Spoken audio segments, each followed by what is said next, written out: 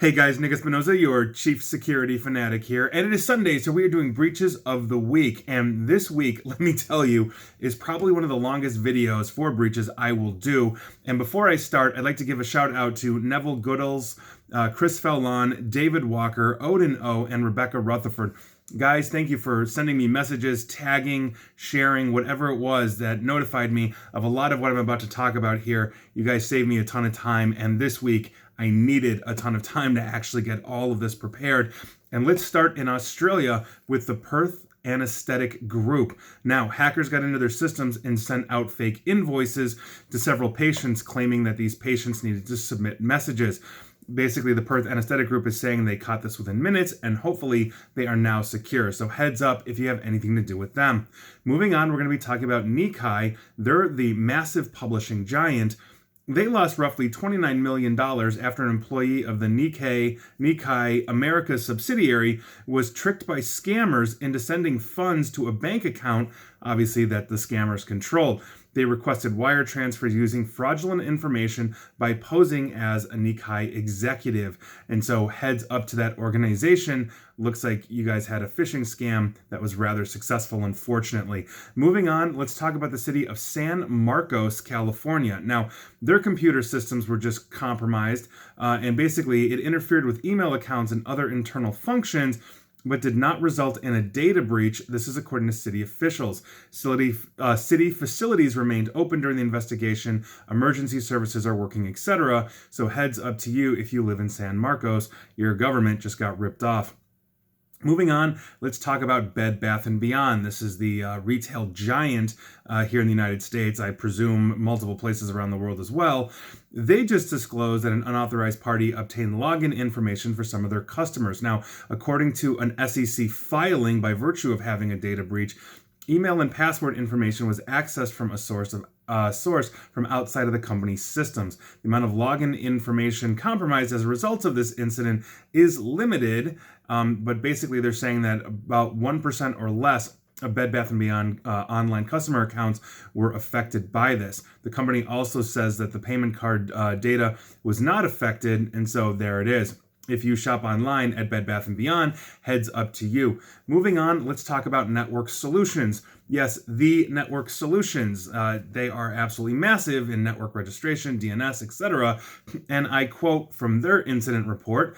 On October 16, 2019, Network Solutions determined that a third party gained unauthorized access to a limited number of our computer systems in late August 2019, and as a result, account information may have been accessed. No credit card data was compromised as a result of this incident. Information includes contact details such as name, address, phone numbers, email address, and information about the services that they offer that the account holders are using. And again, no credit card information hit. So if you are a member of Network Solutions, meaning you log in there, 1, enable multi-factor authentication. 2, definitely change your password. Moving on, let's talk about Prisma Health Midlands. This is in South Carolina.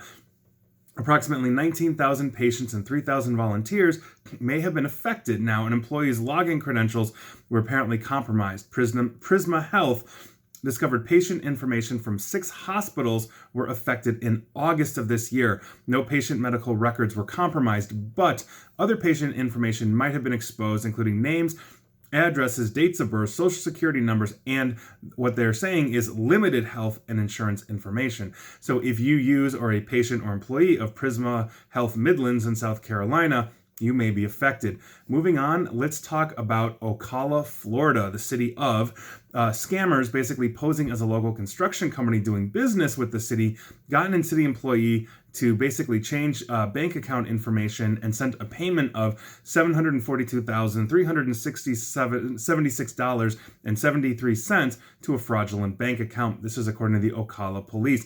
That actually sounds familiar, but I looked back for the last few weeks and I did not actually cover that.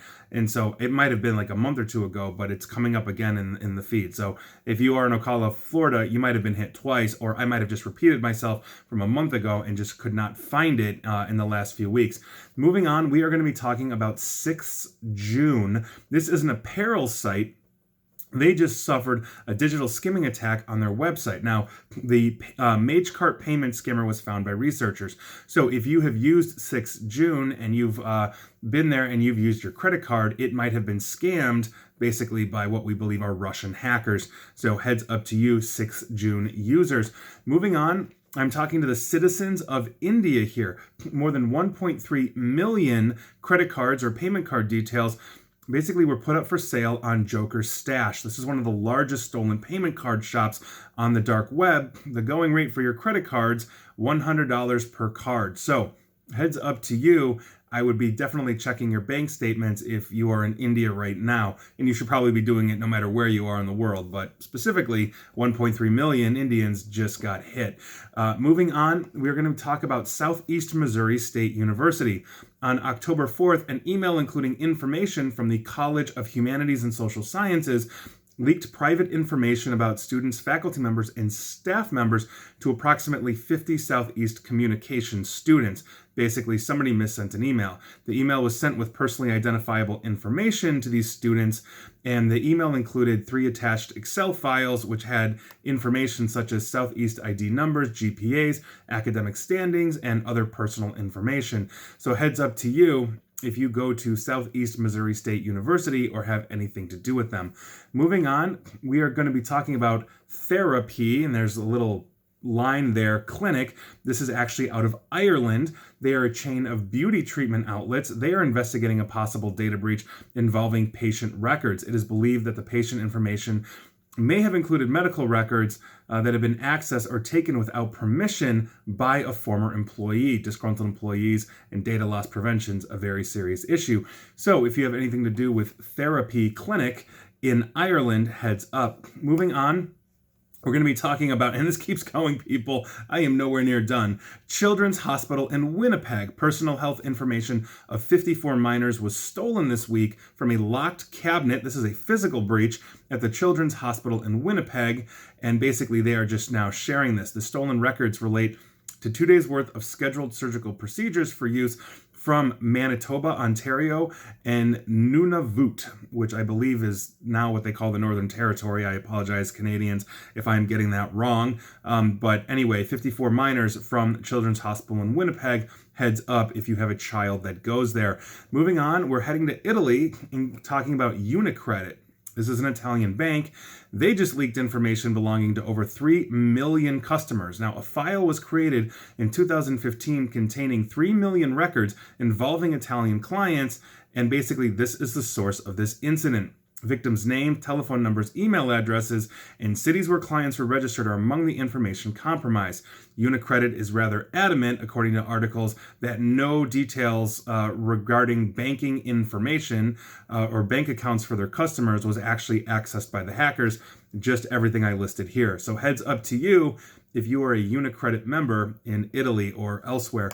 Moving on, let's head back to Canada and talk about the Ontario Science Centre. I believe that's in Toronto. They are warning newsletter subscribers of a data breach in which someone made a copy of emails and names of basically the subscriber list without authorization. It sent out a notice this past Monday and basically giving everybody a heads up. So this would affect subscribers for e-newsletters as well as participants in camp programs, birthday party, setups, all of that, invitation for events like previews to donors, etc., etc. So heads up if you have anything to do with the Ontario Science Centre.